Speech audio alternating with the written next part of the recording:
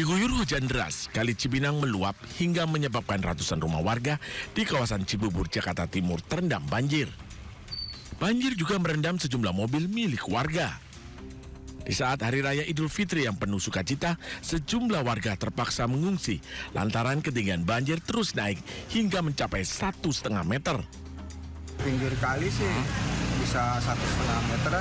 1,5 meter. Karena dia posisinya makin turun ke bawah. Oke, ini pas hari Lebaran tadi? Ya, tadi pas sekitar jam 4 udah mulai hujan. Mulai hujan. Ketinggian di paling dalam itu berapa, Pak? Bisa 1,5 meter lah dalam sana. 1,5 meter. Warga berharap banjir cepat surut agar bisa kembali ke rumah mereka masing-masing. Dari Jakarta, Rio Manik, iNews melaporkan. Banjir kiriman Bogor kembali merendam ratusan rumah warga di wilayah Kebonpala, Jakarta Timur. Banjir juga menghambat perayaan Idul Fitri.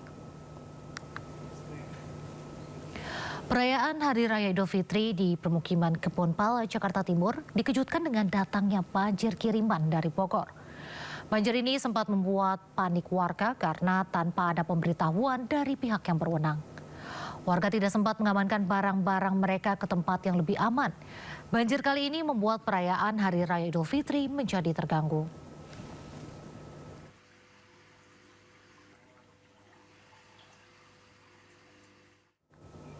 Pemirsa, terminal bus antar kota antar provinsi Kampung Rambutan, Jakarta Timur, Sabtu malam hingga Minggu pagi tergenang banjir setinggi 30 cm.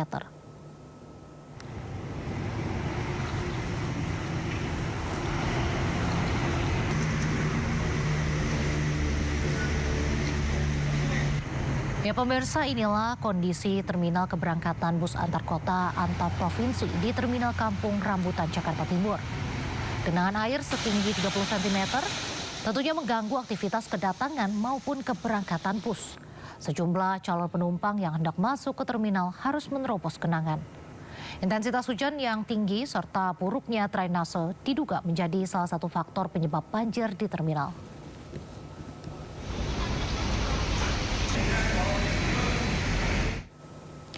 Diguyur hujan deras selama 2 jam, puluhan rumah di Cimanggis, Depok, Jawa Barat terendam banjir. Banjir juga disebabkan buruknya sistem drainase.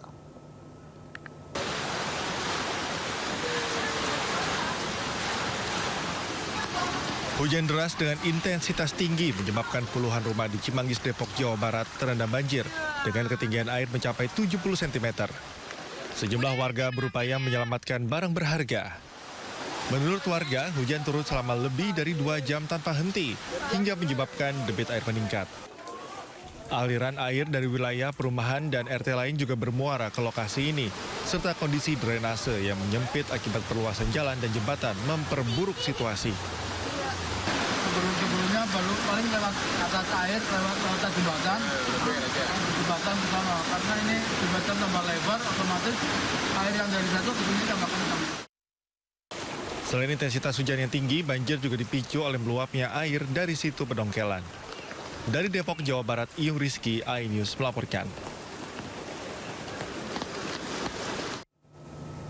Pemirsa, tanggul Sungai Sadar di Kecamatan Mojoanyar, Kabupaten Mojokerto, Jawa Timur jebol.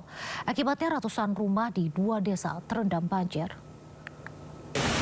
Kilo jebole.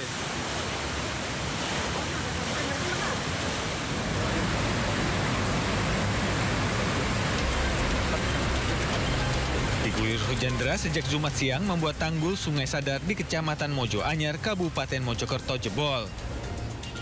Akibatnya ratusan rumah warga di Desa Jumeneng dan Desa Tinggar Buntut terendam banjir. Ketinggian banjir mencapai 1 meter. Sebagian warga memilih bertahan di rumah masing-masing, sementara sebagian lainnya mengungsi ke tempat yang lebih aman. Akibat banjir ini, mereka terpaksa menjalani suasana Lebaran dalam genangan banjir. Menurut warga, banjir kali ini merupakan yang terparah.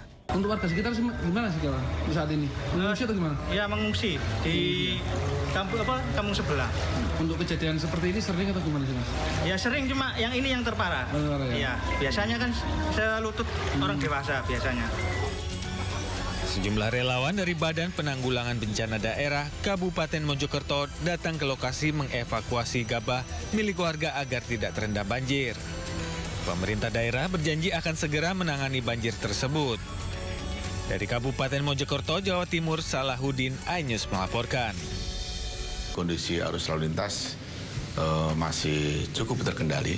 Ada peningkatan arus sesuai dengan prediksi dan monitoring dari teknologi bahwa aglomerasi ini cukup padat ya, tapi sudah kita kelola.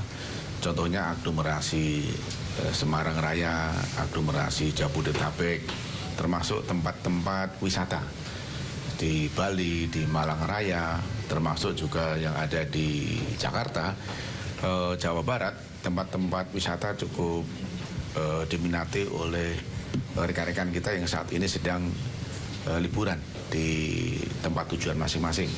Maka dari itu kami sampaikan bahwa puncak arus mudik tertinggi tahun ini dari 270.315, tentunya Korlantas Polri dengan stakeholder atas petunjuk dari Bapak Kapolri agar dipersiapkan skenario daripada manajemen tata kelola lalu lintas. Baik nanti pada tanggal 24 yang kita perkirakan arus puncak, namun demikian dari tanggal 22, 23 kami sudah melakukan langkah-langkah strategi. Apakah nanti di tanggal 23 akan lakukan one way lokal sepenggal tahap pertama? Tentunya segera akan kita rumuskan seperti itu. Dan kami menghimbau kepada masyarakat, khususnya rekan-rekan kita yang saat ini berada di kampung halaman, agar supaya karena arus puncak baliknya itu tanggal 24, agar mengharapkan tidak kembali pada tanggal itu supaya tidak terjadi penumpukan. Silakan manfaatkan work from anywhere tanggal 26, 27, 28 itu masih work from anywhere. Mungkin bisa kembali di tanggal 26, tanggal 27 karena hasil analisa dan evaluasi dengan stakeholder termasuk barusan saja kami dengan seluruh pejabat utama Korlantas Polri dengan Satgas melakukan evaluasi bahwa arus balik mungkin ada dua tahap. Tahap pertama adalah tanggal 23 dan 24. Itu. Yang kedua adalah tanggal 28 atau tanggal 29. Moga-moga dengan dua tahap ini nanti bisa terurai sehingga arus balik yang di tanggal 24 nanti bisa kita kelola dengan baik. Pasti akan kami lakukan one way nasional arus balik yang rencananya sesuai dengan arahan Bapak Kapolri dan kemarin saya sudah lapor ke Pak Menhub dan Pak Dirut Jasa Marga dan Jasa Harja. Rencana akan kita flag out untuk arus balik tanggal 24.